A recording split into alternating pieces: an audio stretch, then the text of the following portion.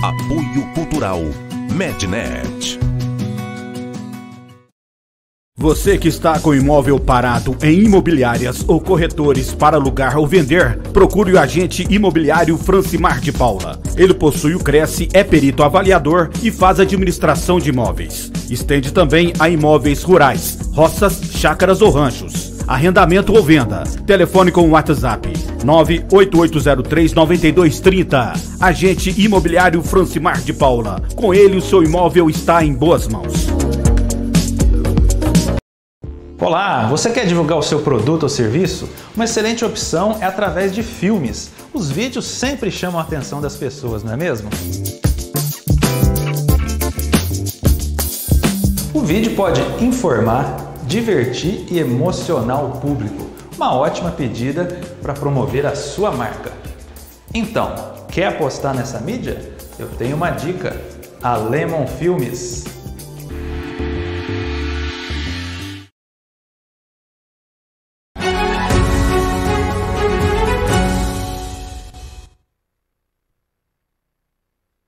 Às 43 minutos, hoje é segunda-feira, dia 25 de outubro, última semana cheia do mês de outubro. Semana que vem já é novembro, teremos feriadão.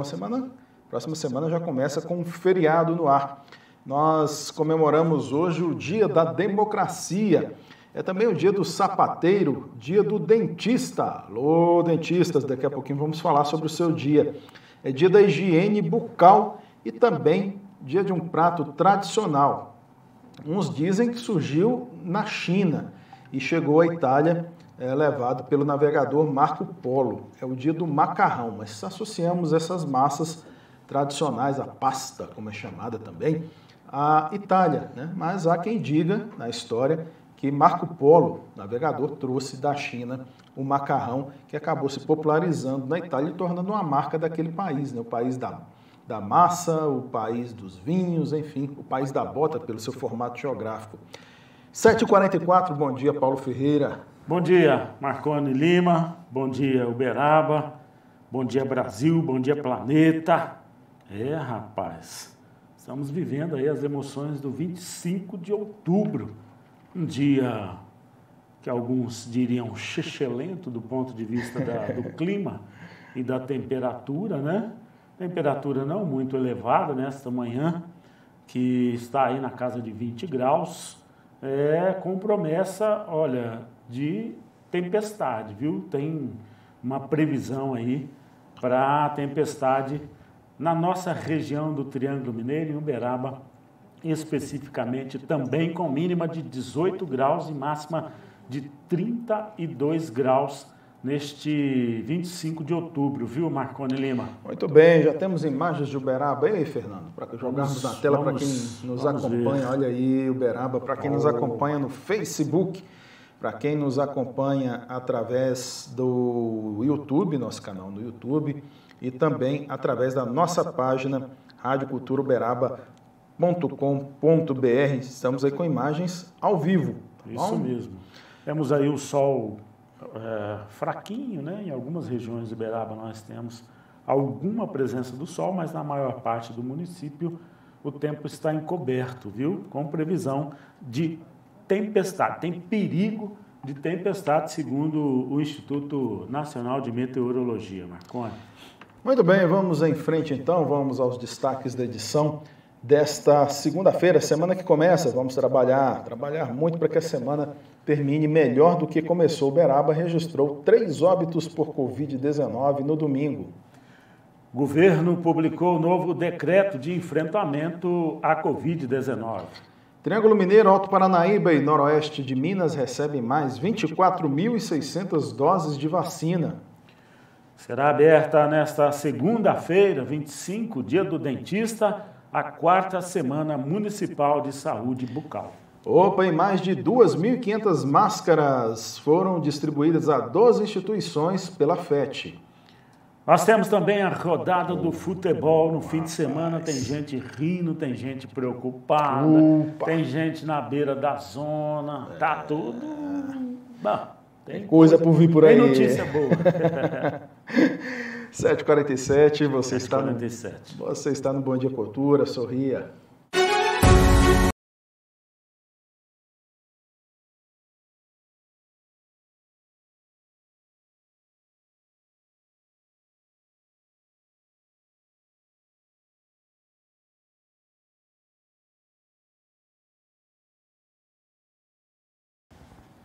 (7h47). 7h47. Antes de começar aqui o nosso noticiário, tradicionalmente trazemos aí os dados, as informações sobre a Covid-19. O fim de semana foi movimentado no campo político aqui em Uberaba, né? Já há algum tempo que não acontecia uma movimentação envolvendo aí diversos segmentos políticos em torno de um nome, que foi do prefeito Alexandre Calil, da cidade de Belo Horizonte. Esteve aqui em Uberaba no sábado para fazer uma palestra pela Frente Mineira de Prefeitos, do qual foi eleito presidente. Há uma contestação à Justiça sobre a eleição, mas o fato é que aqui ele esteve representando a entidade e falando sobre os desafios das cidades mineiras na pandemia e agora o que virá pós-pandemia. Esteve no auditório da Associação Comercial e Industrial de Uberaba e o interessante nisso tudo, numa palestra que durou aí aproximadamente 1 hora, em torno de 50 minutos, 1 hora, ele conseguiu reunir figuras políticas em torno de si até então tidas como inimigos políticos, né? Mas o Alexandre Calil tomou café da manhã com o ex-prefeito Marcos Montes, hoje secretário executivo do Ministério da Agricultura, na casa do ex-prefeito, né, Marcos Montes. E quem estava com o Alexandre Calil e também tomou café da manhã com Marcos Montes foi o ex-prefeito Anderson Adalto. Dizem que Paulo Ferreira foi um encontro bastante cordial entre ambos, em que pese a rivalidade política que existe aí já há algum tempo. São as peças do tabuleiro aí já se mexendo para 2022. Muito intrigante, né, Marconi? Esse encontro, você que estava lá presente, sabe dizer quais eram os sentimentos, digamos assim, as expressões políticas, né? Mas só de saber que nós tínhamos nesse caldeirão político aí lideranças da estirpe de Anderson Adalto, ex-prefeito, ex-ministro dos Transportes, com quem eu trabalhei em Brasília, aliás, ex-deputado estadual, federal, e Marcos Montes, também ex-prefeito, né, por 2 vezes prefeito de Uberaba. Dá para saber que a coisa está se mexendo, está caminhando, né, para um cenário que a gente não imaginava inicialmente e, evidentemente, nos intriga bastante. Mas eu diria o seguinte, olha, nós ainda estamos relativamente distantes do pleito de 2022, né? Naturalmente, muita coisa vai acontecer daqui até lá. Alguns políticos, evidentemente, já estão mostrando as suas garras, né? Um deles é o prefeito de Belo Horizonte, Alexandre Calil, que, aliás, hoje enfrenta lá a discussão da Câmara Municipal de BH em relação à possibilidade de um pedido de impeachment contra ele, prefeito Alexandre Calil, né? Ele falou sobre esse assunto, inclusive se defendeu, né? Eu li na imprensa aí que ele considera injusta essa acusação que está sendo feita contra ele, de beneficiamento de um secretário dele, enfim, vai se defender lá. Mas, voltando aqui para a nossa casa, para o nosso quintal político, né? Causa estranheza, causa algum susto, inclusive pela presença de alguns assessores, né? Antes frequentadores do nosso paço municipal, digamos assim, né? Até recentemente, né? Na gestão Paulo Piau Nogueira, ex-prefeito que, aliás, também estava nesse encontro, né? E a coisa vai se movimentando. É evidente, foi o encontro do Calil com empresários, com alguns políticos, né? Digamos assim, num pontapé dele, na tentativa de se mostrar mais no interior do estado de Minas Gerais. Alexandre Calil tem sido cotado como um possível nome para enfrentar Romeu Zema, tem se despontado como uma das opções para fazer esse enfrentamento e, ao mesmo tempo, está lá às voltas com a administração de Belo Horizonte, que, aliás, foi muito elogiada pela Organização das Nações Unidas, né? Pelas ações que foram tomadas pelo prefeito Alexandre Calil. O fato é que nós ainda temos muito a ver, muito a acontecer na nossa política mineira. Evidentemente, os primeiros passos estão dados, na minha visão, Marconi, passos muito firmes e muito numa direção que a gente imagina, né? Que seja a direção mais, digamos, à oposição do governo central, do governo de Jair Bolsonaro, já que nós sabemos da ligação estreita do ex-prefeito Anderson Adalto com o ex-presidente Luiz Inácio Lula da Silva. Por isso mesmo que é uma movimentação política que nos causa um pouco de estranheza, mas ao mesmo tempo a gente sabe, está começando agora, essa discussão ainda vai longe. Digamos que o Calil esteja aí usando como termômetro essas palestras, né, para sentir o clima, a receptividade no primeiro momento das lideranças políticas, né, do interior em torno do seu nome. Os vereadores estavam maciçamente, nem todos, mas havia uma gama lá muito forte, especialmente do chamado Grupo dos 13, né, que lá estavam, né? O presidente da Câmara, o vereador Ismar Marão, participou da mesa dos trabalhos, assim como o deputado estadual Eli Andrade. O deputado federal Franco Cartafina não compareceu e, coincidentemente ou não, os vereadores que estão sob a liderança do deputado também lá não estiveram. Mas isso faz parte do jogo político, do cenário que está se desenhando. Nesse primeiro momento, me parece realmente um termômetro para o Alexandre Calil e esse grupo que está trabalhando aí para que ele possa vir a disputar o governo de Minas contra o atual governador Romeu Zema. As últimas pesquisas apontam o favoritismo do Zema e o Calil com alguma dificuldade justamente aqui no interior. Principalmente no interior, né? O Calil tem a grande votação dele ali na região metropolitana. Isso. E agora no interior tem essa dificuldade. Então talvez por isso essa inserção nesse momento aí do Calil, para que sinta esse termômetro aí. Talvez, Sr. Paulo, há alguma dificuldade do governador Zema, muito mais pelo partido que ele está inserido, construir um arco de alianças muito grande. Então, certamente esses que nós citamos aqui, como Paulo Pial, o próprio Marcos Montes e Anderson Adalto, talvez tenham que caminhar nesse caminhão, né? Se ele for realmente construído, desse arco de alianças, se assim o for, nós veremos realmente esses que até então travavam embates duros aqui na política local. Sobre a prefeita Elisa Araújo, ela não esteve no evento, cumpriu o seu papel de anfitriã da cidade, recebeu o colega de Belo Horizonte, o Alexandre Calil, prefeito, no seu gabinete na prefeitura, tiveram uma reunião, conversaram, acho que um gesto elegante da prefeita e que não a compromete politicamente por estar ligado, né, ao governador Romeu Zema. Então cumpriu o seu papel institucional recebendo um colega da capital mineira. 7h55? 7h55. De acordo com informações repassadas à Secretaria Municipal de Saúde, no domingo, 3 óbitos foram registrados por Covid-19 em Uberaba.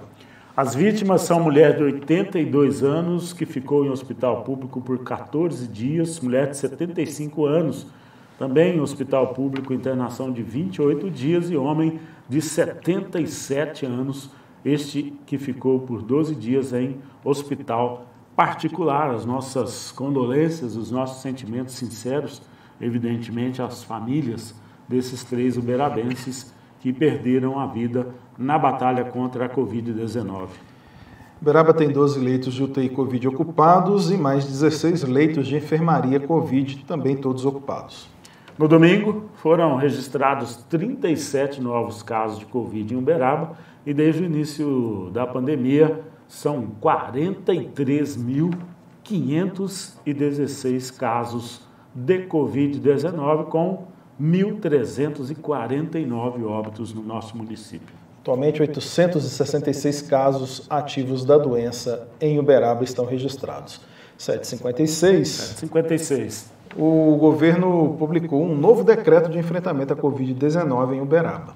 Entre as principais mudanças definidas por este novo decreto está a regulamentação para a realização de eventos corporativos, festivos, sociais, leilões, formaturas, shows, festas com venda de ingresso e funcionamento de casas noturnas, Nós vamos conferir os detalhes na reportagem de Ana Júlia Azevedo. O decreto limita o público nos eventos em até 1.000 pessoas, devendo ser respeitada a porcentagem de ocupação por ambiente, 70% da ocupação para ambientes abertos e 50% para locais fechados. O documento também pontua que eventos poderão ser realizados apenas com um termo específico que se encontra no protocolo de comunicado de eventos através do link uberabacontracovid.com.br, seguindo as leis municipais de postura. A restrição de horário para funcionamento dos estabelecimentos foi retirada. Entretanto, estão mantidas as medidas de biossegurança, incluindo o distanciamento de 1,5 metro entre as pessoas, uso de máscara e álcool em gel. Na administração pública, continua permitido o teletrabalho ao servidor com fator de risco. Não há mais regime de revezamento. Já o distanciamento entre os profissionais passa para 90 centímetros. As modificações apresentadas neste novo decreto foram discutidas em reunião com os vereadores, após a equipe de técnicos da saúde municipal apresentarem os dados científicos que embasaram a proposta. Ana Júlia Azevedo, 104,9, mais que rádio, cultura. 7h58. 7h58. As regiões do Triângulo Mineiro, Alto Paranaíba e Noroeste de Minas Gerais estão recebendo aí 24.615 doses de vacina para aplicação contra a Covid-19. Os imunizantes são parte do 60º lote do Ministério da Saúde para o Estado, que realiza a distribuição às superintendências regionais de saúde. Ao todo, 183 mil doses distribuídas para todo o Estado. Na nova remessa, não há vacinas da Coronavac e Pfizer. É só a AstraZeneca, né? Isso. De acordo com a Secretaria de Estado de Saúde, o imunizante vai ser utilizado para completar o esquema vacinal com a segunda dose de 1,8% das pessoas de 50 a 54 anos, 3% das pessoas para 45 anos, 12% de trabalhadores da indústria e 13% de caminhoneiros de municípios com população superior a 100 mil habitantes e que faziam parte do grupo da 35ª remessa de distribuição. Para a Superintendência Regional de Saúde Triângulo Sul, chegaram 8.410 doses de AstraZeneca. Desse total, 3.230 doses foram para o município de Uberaba.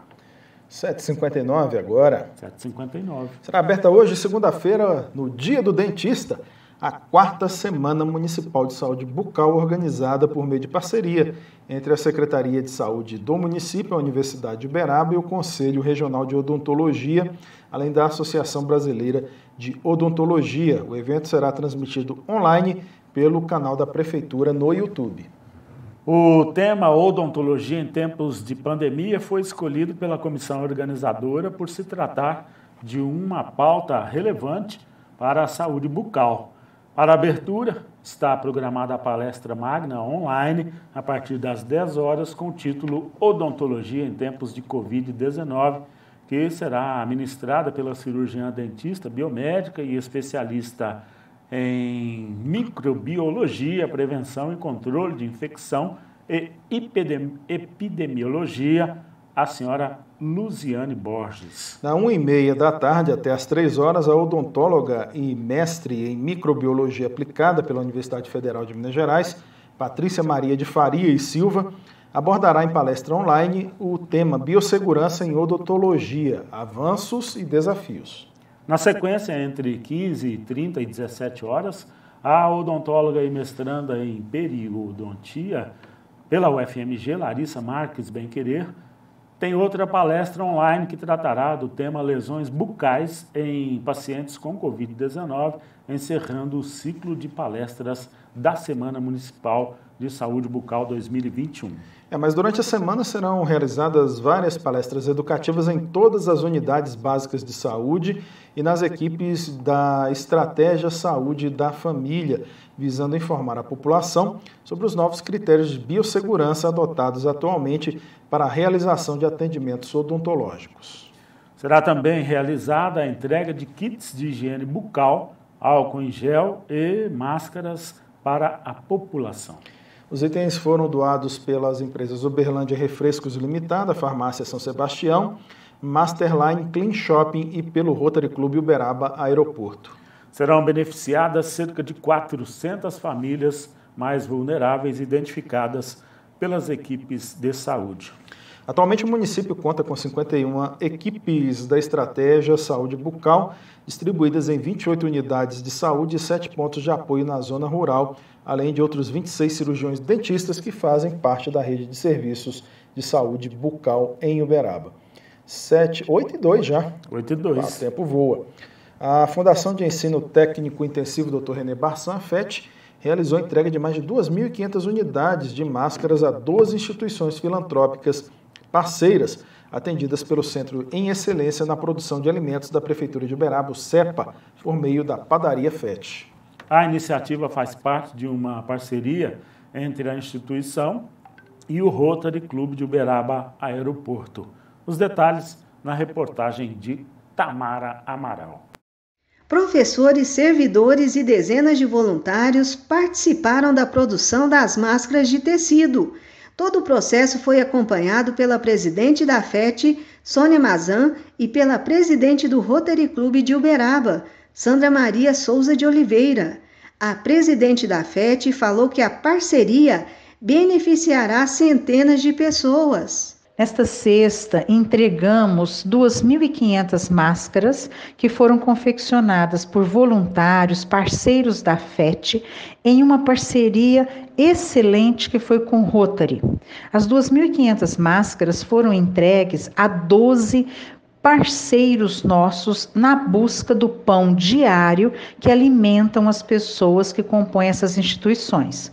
Foi um momento muito prazeroso e a certeza de que fazer um trabalho voluntário, poder agraciar as pessoas com aquilo que eles precisam, é de profundo significado para a vida, para o ser humano e em especial para a FET. O representante do Instituto de Cegos do Brasil Central e CBC, Marcelo Faria, falou em nome das 12 instituições atendidas e destacou que a doação será muito bem-vinda e de grande valia ao Instituto de Cegos. Além do Instituto dos Cegos, receberam a doação de máscaras a Associação do Templo de Israel, Casa de Acolhimento São Mateus, ILPI Cantinho da Paz, ILPI Lição de Vida, ILPI Santo Antônio, Irmãs Ursulinas, IMED, Lar da Caridade, Santa Rita de Cássia, Ceole, Lar dos Idosos Inês Maria de Jesus.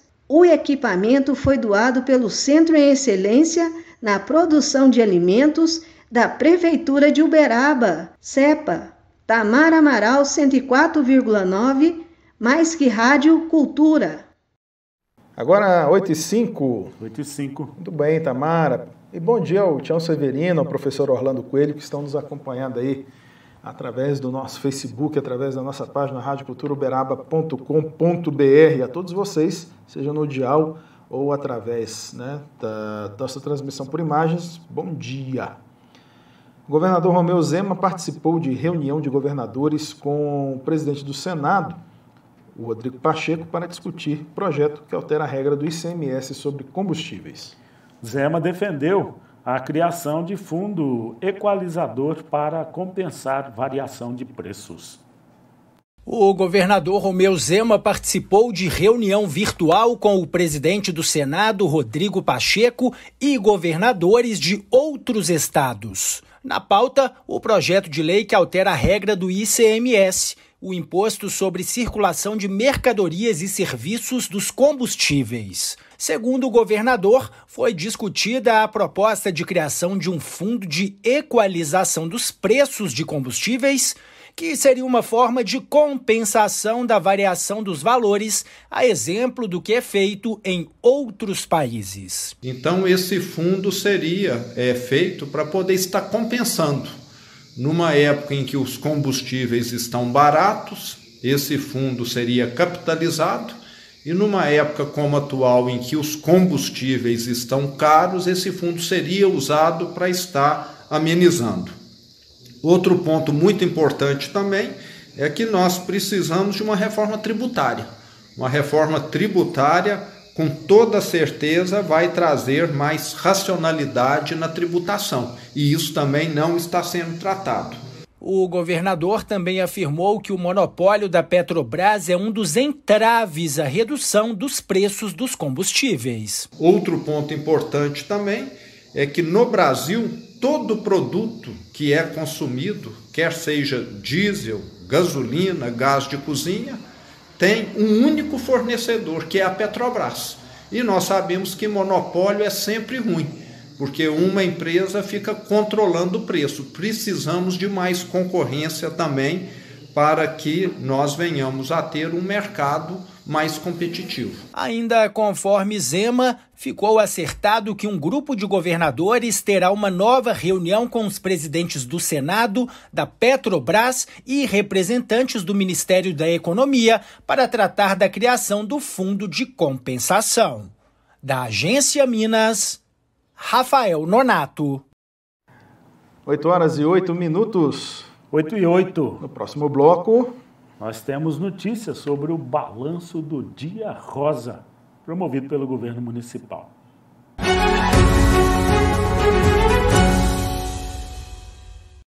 Apoio Cultural Mednet. Você que está com imóvel parado em imobiliárias ou corretores para alugar ou vender, procure o agente imobiliário Francimar de Paula. Ele possui o Cresce, é perito avaliador e faz administração de imóveis. Estende também a imóveis rurais, roças, chácaras ou ranchos. Arrendamento ou venda. Telefone com o WhatsApp 98803-9230. Agente imobiliário Francimar de Paula. Com ele o seu imóvel está em boas mãos. Olá, você quer divulgar o seu produto ou serviço? Uma excelente opção é através de filmes. Os vídeos sempre chamam a atenção das pessoas, não é mesmo? O vídeo pode informar, divertir e emocionar o público. Uma ótima pedida para promover a sua marca. Então, quer apostar nessa mídia? Eu tenho uma dica: a Lemon Filmes.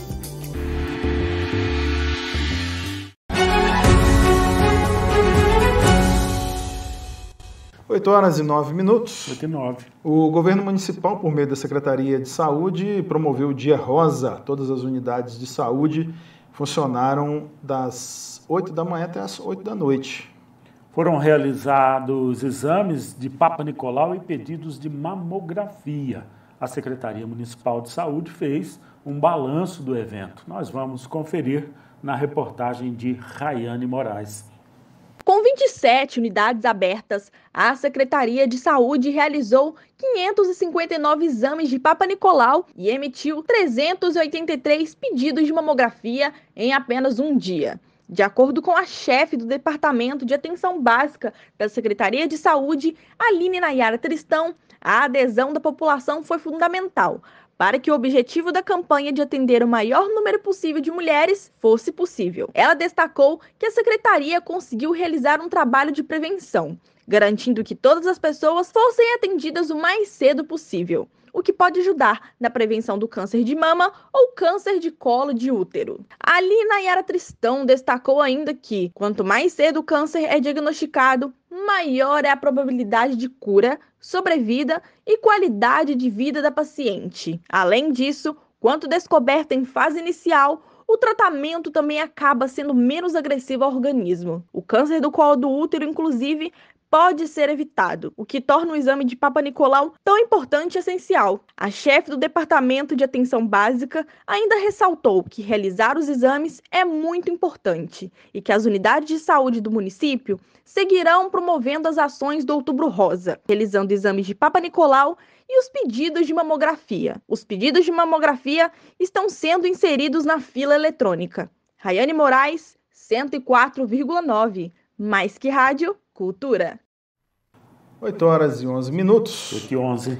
Na sexta-feira, o comentário de educação da professora Silvana Elias, em decorrência do nosso tempo aqui, não foi completo ao ar.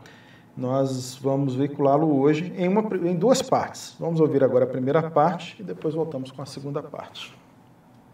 Bom dia, ouvintes da Rádio Cultura. Bom dia, jornalistas Marconi Lima e Paulo Ferreira. Eu sou Silvana e quero hoje dar a minha contribuição em relação ao Plano Nacional de Educação.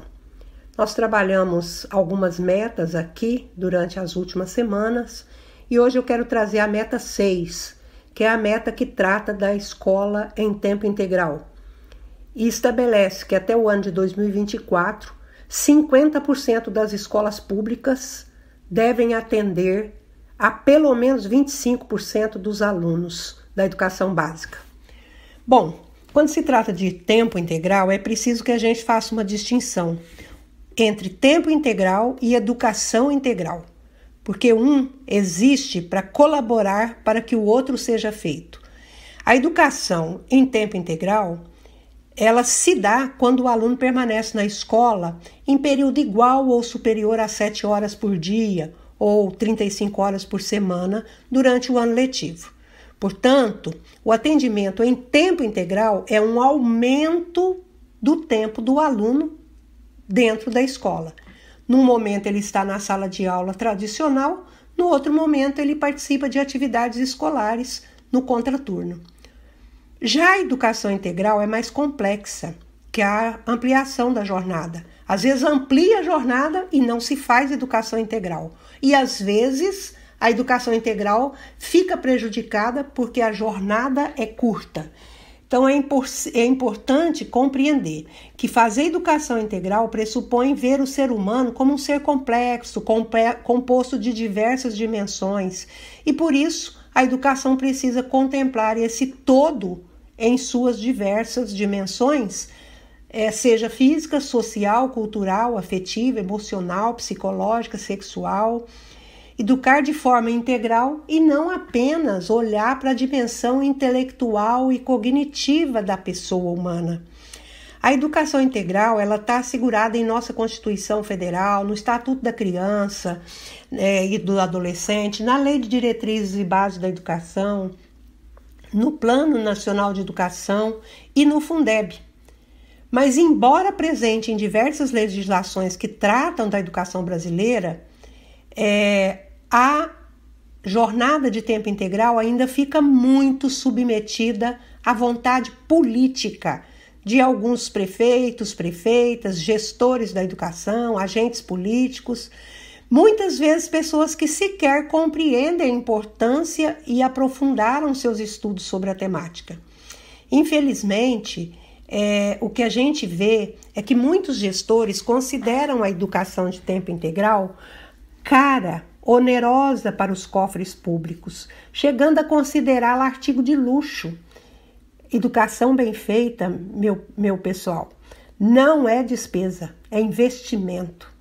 Engraçado é que esses mesmos gestores que consideram oneroso o atendimento em tempo integral na escola pública, muitas vezes mantêm seus filhos em escolas particulares e, além disso, os mantêm em atividades pagas no contraturno, como nos cursos de língua, no balé, no esporte, na dança em geral, na música, nas artes plásticas, na robótica. Por que será que considera o atendimento em tempo integral caro quando se trata do aluno da escola pública? As crianças e os adolescentes das escolas públicas não têm os mesmos direitos de crianças de outras famílias com maior poder econômico? Caro é o abandono escolar, a evasão, os maus tratos na infância, o abuso sexual, a gravidez precoce, o uso de drogas, a entrada de crianças, adolescentes, jovens precocemente no mundo do crime, o analfabetismo, a miséria e a exclusão social. Isso sim é caro. Importante aqui ressaltar que quando eu defendo o aumento da jornada escolar, eu defendo não para fazer mais do mesmo, até porque nenhuma criança aguentaria ficar entre 4 paredes durante 7 horas por dia. O tempo integral só tem sentido se for para fazer melhor e oferecer aos alunos atividades diversificadas, assegurando-lhes o acesso às riquezas socioculturais da humanidade. Onde uma criança de famílias de trabalhadores de baixa renda teria acesso a aulas de música, a aulas de dança, a um grupo de teatro, a uma oficina de robótica, a prática esportiva, se não pela escola. Educação. 8h17. 8h17. A Uber lançou viagens com a Uber Moto em Belo Horizonte, Ribeirão das Neves, Betim e também em Uberaba. Com a chegada da nova modalidade na cidade, os usuários do aplicativo poderão se deslocar de motocicleta por um preço menor do que o UberX e com a mesma tranquilidade já proporcionada pelos recursos de segurança oferecidos pela Uber. Reportagem Victor Miranda. A diretoria de marketing da Uber informou que todas as viagens feitas com a plataforma incluem, entre outras medidas, a checagem de antecedentes dos parceiros e dão aos usuários a possibilidade de compartilhar com seus contatos a placa, a identificação do condutor e sua localização no mapa em tempo real. E além de Uberaba e outros municípios mineiros, o Uber Moto foi lançado também em mais de 16 cidades brasileiras. A modalidade desembarcou no país em novembro de 2020, por Aracaju e já estava presente em outros 22 municípios brasileiros. Ainda segundo a viagem, as viagens de Uber Moto contarão com uma série de recursos de segurança oferecidos pela plataforma, como seguro para acidentes pessoais, tanto para usuários quanto para parceiros. Entre as recomendações que serão informadas aos usuários e parceiro estão a limpeza de mãos e superfícies da moto com álcool em gel, que os usuários levem seus próprios capacetes ou que capacetes extras serão higienizados com produtos específicos e usados com toucas higiênicas, que podem ser fornecidas pelos condutores e reembolsadas pela Uber. Motoristas e entregadores parceiros ainda podem solicitar, por meio do próprio aplicativo, reembolso para a compra de itens de proteção, como álcool em gel e máscaras, e o aplicativo continua exigindo de parceiros e usuários o compromisso com diretrizes de segurança relacionadas à Covid por meio de um checklist, além de eventualmente realizar a verificação do uso de máscara por selfie. Victor Miranda, 104,9, mais que Rádio Cultura. Valeu, Vitor, obrigado. 8h19. 8h19. E o combate à dengue segue em Uberaba. O Departamento de Controle de Zoonoses e Endemias do Governo Municipal de Uberaba inicia novo cronograma de trabalho com motofogs a partir desta segunda-feira, dia 25. Confira os detalhes na reportagem de Rafaela Santos. Nesta semana, o serviço percorrerá os bairros Boa Vista e Elza Moí no período da manhã, das 5 horas da manhã às 7 horas da manhã, enquanto das 5 da tarde às 10 da noite percorrerá o Costa Teles, Silvério Cartafina e o bairro de Lourdes. O mutirão de limpeza continua com o cronograma pausado até que seja divulgado o resultado do levantamento rápido de índices para a Aedes aegypti ainda em outubro. As equipes têm atuado no recolhimento de materiais sem utilidades em pontos de descarte irregular nos arredores da cidade. O departamento recolheu mais de 115 toneladas de lixo em 2021 até esta sexta-feira, dia 22. Além dessas ações, os agentes realizam vistorias domiciliares diariamente, orientando os moradores e retirando qualquer material que possa acumular água e ser um possível local de foto do mosquito Aedes aegypti. O cronograma é divulgado todos os dias nas redes sociais do governo municipal para que a população possa acompanhar o trabalho das equipes. Rafaela Santos, 104,9, mais que Rádio Cultura. 8h20, valeu, Rafaela. 8h20. Vamos falar de esporte, já temos, para quem nos acompanha pelo Facebook ou na nossa página, radioculturauberaba.com.br, temos imagens do jogo de ontem, a derrota do Uberaba para o Inter de Minas de virada. São imagens, gentilmente, que estamos acompanhando aí da USC TV, ou TV USC. O Inter de Minas venceu o Uberaba Esporte de virada na tarde de sábado no Berabão. O jogo foi válido pela 7ª rodada da 2ª divisão do Campeonato Mineiro, a terceirona, como é conhecida. A equipe de Itaúna, lá do centro-oeste de Minas, bateu o Zebu por 2-1 e entrou na luta pela classificação no grupo B. Márcio marcou para o Uberaba aos 39 minutos do primeiro tempo e no segundo tempo Vítor Augusto e Tanque viraram o marcador. O Inter de Minas agora chega a 6 pontos e fica em 4º lugar no grupo B. O Uberaba tem 7, é o terceiro da chave. Na próxima semana, o Uberaba terá a chance de voltar à vice-liderança. Quem está nos acompanhando, está vendo aí nesse momento, quem está nos acompanhando por imagens, o golaço do Márcio aí, na tarde de sábado no Uberabão. Chutão de fora da área. Mas o Colorado, apesar dos investimentos feitos, né, pela diretoria na contratação aí de jogadores de peso, inclusive alguns que disputaram a Série D do Campeonato Brasileiro, mas o Uberaba encontrando dificuldades aí. Perdeu gols, né? Perdeu gols. Perdeu gols. Estou vendo aqui, né? E o Uberaba com dificuldade na primeira fase, hein, rapaz? Aí o gol de empate do Minas.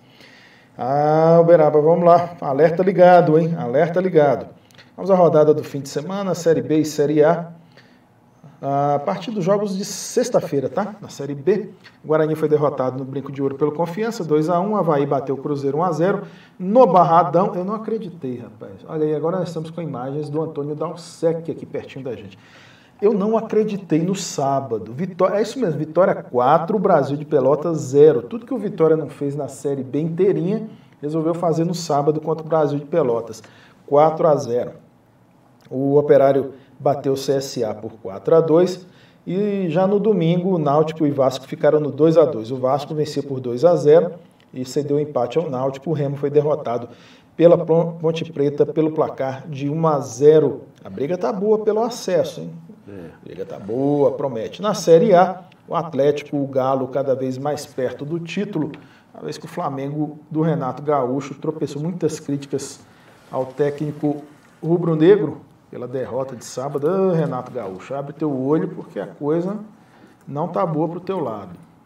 E não tá boa é pra mim aqui, rapaz, que não consigo abrir os resultados da Série A. Eita! Vamos lá, se não é por aí, vamos por outro. Agora foi. Tem hora que esse notebook aqui me dá umas dores de cabeça, rapaz. Preciso depois verificar o que está acontecendo. Mas agora foi. Santos 0, América 2, o jogo foi no sábado. Juventude e Ceará empataram no 0-0. Ainda no sábado, Fluminense 3, Flamengo 1.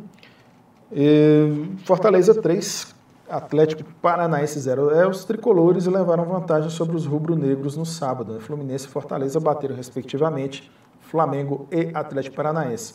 O Atlético Mineiro, líder do campeonato e virtual campeão brasileiro, 2, Cuiabá 1. Inter e Corinthians ficaram no 2-2. O Bragantino, o Red Bull Bragantino, bateu o São Paulo por 1-0. Na Bahia, chuva de gols. Lá na Itaipava, Arena Fonte Nova, Bahia 3, Chapecoense 0. Hoje, fechando a rodada, tem Atlético Goianiense e Grêmio, Palmeiras e Sport. E vamos falar de Fórmula 1, boa corrida. Temos imagens aí, né? Imagens oficiais. 8h25. Vamos agora ao noticiário nacional. Vamos lá falar. Eu vou fazer o seguinte, Fernando. Tem uma matéria aí com o presidente do Senado, o Rodrigo Pacheco, falando sobre o ICMS. É a última aí da pauta. Vamos dar prioridade, inverter a pauta aí e falar sobre essa questão, já que foi citada uma matéria que convém a última da pauta aí, Paulo, do nosso script. Já que trouxemos a notícia da reunião do governador Romeu Zema, de todos os governadores, entre eles Romeu Zema, com o presidente do Senado, e o presidente do Senado falou justamente sobre essa questão. Ele discutiu com governadores o projeto que altera o cálculo do ICMS sobre os combustíveis. Segundo Rodrigo Pacheco, os governadores defendem que é preciso pensar uma política de reajuste dos preços dos combustíveis e que a Petrobras deve opinar sobre o projeto que já foi aprovado na Câmara Federal e está no Senado. Vamos ouvir. Ouvimos as demandas, as reflexões, as impressões dos governadores. Há uma convergência por parte deles, primeiro da premissa de que o ICMS não é um único problema da composição de preços combustíveis, tampouco é o problema principal relativamente ao preço alto dos combustíveis no Brasil atualmente, segundo os governadores. Disseram muito da importância de se discutir uma política de preços de combustíveis no Brasil e a própria participação da Petrobras nessa solução, uma empresa evidentemente muito lucrativa, e que bom que ela seja lucrativa, mas que é importante tomar parte dessa discussão sobre o PLP 11, que foi uma reivindicação inclusive dos governadores.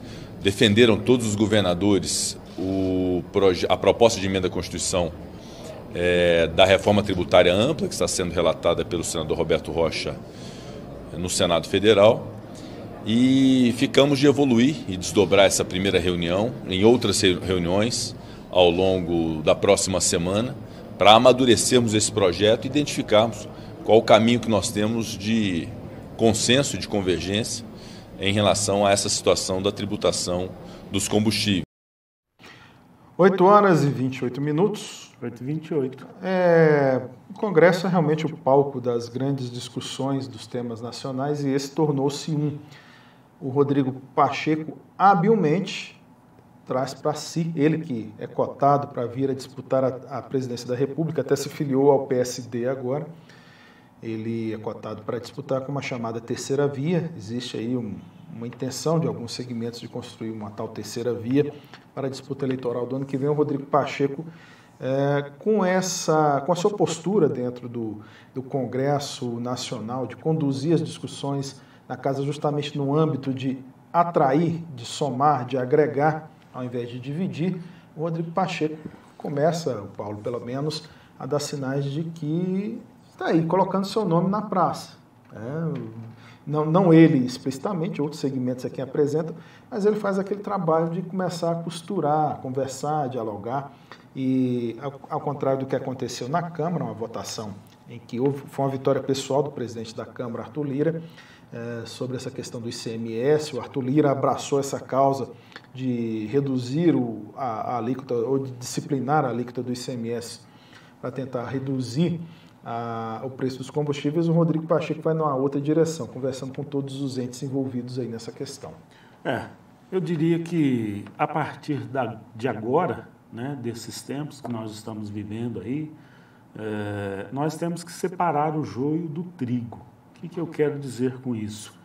Nós temos que saber até que ponto há uma discussão mais política e até político-partidária, no sentido de se fortalecerem nomes e lideranças para as disputas eleitorais do ano que vem, e até que ponto, por outro lado, há realmente a necessidade de se tomar algumas medidas, de se discutirem alguns assuntos que são realmente pertinentes para a nossa economia, para a nossa vida, para a vida do brasileiro e do uberabense. Evidentemente, não é fácil. Algumas discussões, alguns temas são muito caros para o Brasil sempre. Então, há uma determinada mistura de estações, digamos assim, e muita politicagem por trás de algumas discussões. Então, é preciso ficar mais atento e, claro, ouvindo aqui o Bom Dia Cultura, você vai tomando um rumo mais interessante no que é realmente a discussão que nós precisamos fazer, levando em consideração a vida econômica do nosso país, e nós separamos também aquilo que é discussão política. Então, ficar atento, ficar de olho e aprender a separar o joio do trigo. Sem dúvida. 8h31? 8h31. Olha, falando em combustível, né, para movimentar os carros, né, os carros para se movimentarem necessitam de combustível, mas existe uma alternativa ao chamado combustível fóssil, ou mesmo ao combustível, o biocombustível, que é o álcool, né, o combustível fóssil, que é a gasolina oriunda do petróleo, ou o diesel, né, que também é um derivado aí do petróleo. Nós temos o motor elétrico, ou seja, deixar de existir o motor a combustão para o motor elétrico. Os senadores e especialistas defenderam a superação de barreiras legais e tributárias para garantir o aumento da frota de veículos elétricos ultracompactos no Brasil. Semelhantes a quadriciclos, os veículos têm cabines fechadas e capacidade para apenas 2 ocupantes. O tema foi debatido em uma audiência pública na Comissão de Ciência e Tecnologia do Senado. Vamos acompanhar a matéria. Esse carro em que o senador chegou é um veículo elétrico ultracompacto. Atualmente, para o Conselho Nacional de Trânsito, ele está na mesma categoria de um quadriciclo e, por causa disso, tem uma série de restrições de circulação. São veículos menores, que já é uma tendência mundial de ser uma grande alternativa para a mobilidade urbana. A nossa legislação também está bastante ultrapassada, o que gera uma grande segurança para que se haja investimentos e que o Brasil finalmente possa estar no mesmo passo que vários outros países, não só da Europa, da América do Norte, mas também da América Latina. O representante do CONTRAN na Comissão de Ciência e Tecnologia disse que as normas podem ser revistas desde que a segurança do usuário seja prioridade. Havendo segurança, sendo demonstrada segurança e dentro de aspectos mais claros ou melhor regulamentados de restrição, obviamente entendo que não deva ser uma restrição ampla de circulação desses veículos em toda e qualquer rodovia, mas em ambiente urbano pode ser avaliado nessas condições, em ambiente urbano em vias mais locais, vias coletoras, é possível sim avaliar essa condição. O presidente da Associação Brasileira do Veículo Elétrico criticou a taxação desse tipo de veículo no Brasil. Ele deu o exemplo das bicicletas elétricas que pagam 20% de imposto de importação, mais 35% de IPI. Faz sentido uma bicicleta elétrica pagar 35% de IPI, enquanto arma paga nada? Não faz sentido, né? Ou a gente resolve esses gargalos tributários que dificultam esses setores de crescer, ou bicicleta elétrica vai estar ali na Faria Lima, o pessoal ali na ciclovia em São Paulo, um pouquinho ali em Floripa, um pouquinho ali em Maceió, mas não vai chegar no interior. A União Europeia propôs o fim do comércio de carros a combustão a partir de 2035. Esse acordo deve ser negociado com os 27 países membros, mas por lá já tem quem tenha colocado uma meta própria. A Noruega vetou o motor a combustão a partir de 2025 e a Espanha colocou o limite para 2040. Em Nova York, a regra já está valendo e a partir de 2035 não serão mais vendidos veículos a combustão. O Canadá também estabeleceu um prazo até 2035 e Singapura até 2030. A Anfávia chegou à conclusão de que em 2035, 60% do mercado americano, 66% do mercado europeu, 68% do mercado chinês em 2035 serão elétricos, 100% elétrico ou plug-in. E a mesma projeção diz que o Brasil será 6%. Vários países já delimitaram algumas áreas em que veículos a combustão não passam, só passam veículos elétricos. Outros já proíbem a fabricação de veículos que não sejam elétricos. Outras montadoras já estão fabricando apenas veículos elétricos. E nós aqui no Brasil temos muito ainda para avançar. Então, não só com o viés da sustentabilidade, mas também com esse viés, que é importantíssimo, não só para as gerações atuais, mas para as próximas gerações, mas também com viés econômico. Os carros elétricos representam 1,4% das vendas no Brasil. Na Alemanha, eles já são 28% da frota. A China produziria em 2020 ou 2021 algo em torno de 3 milhões de veículos elétricos naquele país. O que significa dizer que é mais do que a capacidade total de produção de veículos a combustão no Brasil. Anual. O senador Jean Paul Prats acredita que o assunto ainda não tem a atenção que deveria dentro do poder executivo e legislativo. Isso tem que chegar no espírito público também. Isso não é um gadget, não é apenas uma coisa bonitinha, moderninha, como a gente diz, para quem tem dinheiro comprar. Claro que isso vai acontecer gradualmente. Isso em alguns lugares pode acontecer em 20 anos, em outros pode acontecer em 5, 7. Mas o fato é que a mobilidade, a eletromobilidade, juntamente com o 5G e a possibilidade de você tarifar de forma diferente, com cartão, chip, etc. e tal, até chegarmos a um ponto em que o serviço público de mobilidade será sim gratuito. Porque o serviço privado vai ser tão barato também, que se o serviço público não for gratuito, ele não atrairá mais ninguém. Os especialistas defendem que, além do ganho econômico, o uso de veículos elétricos também tem impacto positivo no meio ambiente. Durante a greve dos caminhoneiros, que ocorreu há alguns anos, em uma semana, a poluição da cidade de São Paulo despencou em 50%. E o volume de atendimentos médicos no sistema de saúde, por causa de crises e problemas respiratórios, caiu notoriamente. Nós vamos estar falando aí de uma eficiência de em torno de 90%, o que significa uma quantidade de energia dissipada muito menor do que nós teríamos no motor equivalente à combustão interna, veículos, motores que utilizam os combustíveis fósseis, em que a eficiência gira em torno de 30%. E a gente está falando aqui de veículos de passeio. O que significa isso? Nós estamos falando de 70% da energia disponibilizada ou demandada pelo motor sendo dissipada principalmente na forma de calor. Muito Muito bem, 8 horas e 37 minutos. 8h37. Boa discussão aí, hein? Vai levar tempo, mas quem sabe se constrói aqui no Brasil uma cultura, né? Não só de consumo, né? Daqueles que compram, adquirem veículos, mas também na parte de produção, porque é toda uma cadeia, né, Paulo? Não é só envolver a demanda, tem que ter a demanda para ter a produção. Então, é preciso que haja aí realmente a criação de uma cultura, tanto de quem vai adquirir o produto, que é o carro, quanto daquele que vai produzir. Se tiver demanda, evidentemente terá a produção. É verdade. E lembrar que nós vivemos, você falou aí em questão de oferta e demanda, né? Nós vivemos um período atípico no que tange a comercialização de automóveis. Por quê? Por conta da falta de componentes, os famosos semicondutores produzidos principalmente pelos asiáticos, China, Taiwan e outros, que deixou as fábricas brasileiras e do mundo todo sem esses componentes. A pandemia influenciou na produção desses componentes e agora as fábricas estão pedindo aí até 3 meses para a entrega de um automóvel novo.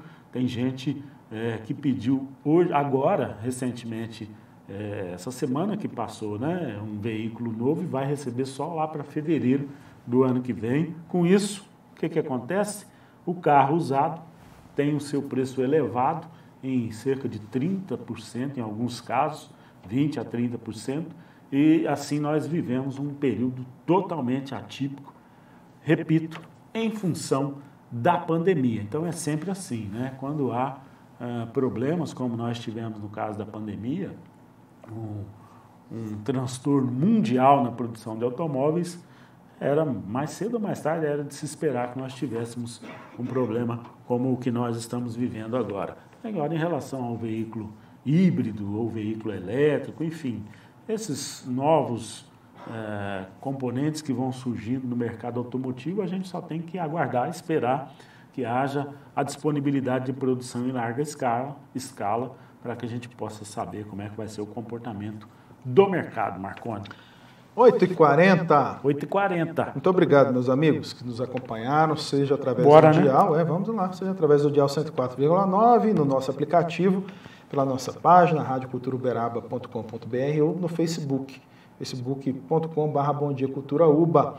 Nossos agradecimentos à Mednet, através do CEO, o Rubens Marques. Temos também que agradecer aí à direção da FUREL, através do professor Wendel Meira, e aos nossos colegas aqui de Suíter, que estão comandando aí ao Bom Dia Cultura. Por favor, Paulo, pode saudá-los. O nosso Fernando Queiroz, que está ali no comando da transmissão, na técnica, ao lado do William Pereira, que eu fiquei sabendo primo do Alexandre Pereira, não é isso? Rapaz, não é que maravilha. Não é não? Não é não, desculpa. Houve um engano aí, é só sobrenome. Mas está aí o William Pereira, grande abraço. Obrigado pelo apoio aí, você ao Fernando Queiroz. Vem ela aí, Érica Borges. A Miss. E Manhã com Estilo, aproveita bastante. Estilo, rapaz. Aproveite bastante. É segunda-feira, quero dedicar este programa de hoje a Renata Beatriz Arduini. Ontem completou 1 ano do seu falecimento, ela vítima de complicações da Covid-19. Fica aí a saudade, mas a certeza de que ela está num lugar muito melhor, olhando aí por todos nós. Sentimentos, a família.